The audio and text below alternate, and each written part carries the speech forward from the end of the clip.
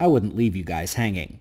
We've had a number of good papers the last few days that put perspective into the ongoing pole shift and weakening magnetic field of our planet, leaving Earth more vulnerable to energy from space, especially space weather events from the sun. Let's review some of those here. We'll begin with the paper that we saw on the 29th about the impacts of a once-a-millennium solar superstorm.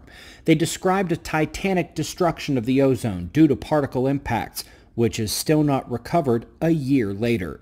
This is what one would expect given the weeks-long impact of the Carrington event and the multi-day disruptions we see during the more tame solar flares we tend to get every 11 years or so. Also saw this one on the 29th and lets us know the importance because of the critical ozone impact on climate, affecting not only UV irradiance reaching the surface, but the jet streams as well, which again makes sense given the 3 to 5 degree spike resulting from the Carrington event that again lasted a few weeks. These papers were an excellent 1-2 punch to see on the same day in terms of solar climate forcing and how extreme it can be. Of course, we are not only expecting that millennial super flare in the coming years, but the magnetic field of our planet is shifting, and we recently saw a study that describes the global radiation bombardment resulting from losing the magnetic field strength and the shifting of the magnetic poles.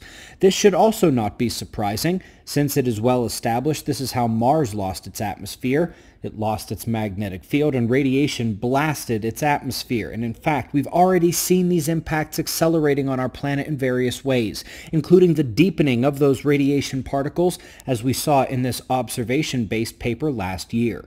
We've also seen ionospheric, thermospheric, and mesospheric impacts this year, along with the unexpectedly large geomagnetic storms from moderate space weather at most. None of this should surprise the observers. The papers merely confirm what we already know, what we've discussed for years, and what we've watched accelerate. So let's just quickly go over the most certain and impactful effects of this globally increasing radiation.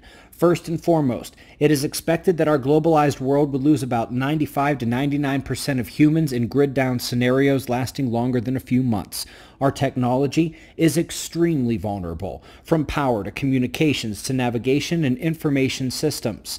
We briefly touched on the ozone destruction earlier in this video, except here it's a combination of the weakening magnetic field of Earth and our expectation of another solar super flare.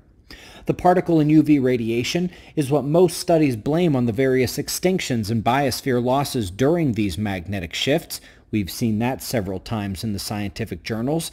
The radiation impact and the navigational trouble of animals that use the magnetic field are going to impact various rings on the food chain with cascading impacts up and down. And, as if all of these weren't bad enough, the medical journals have already firmly established what happens to our brains under these conditions.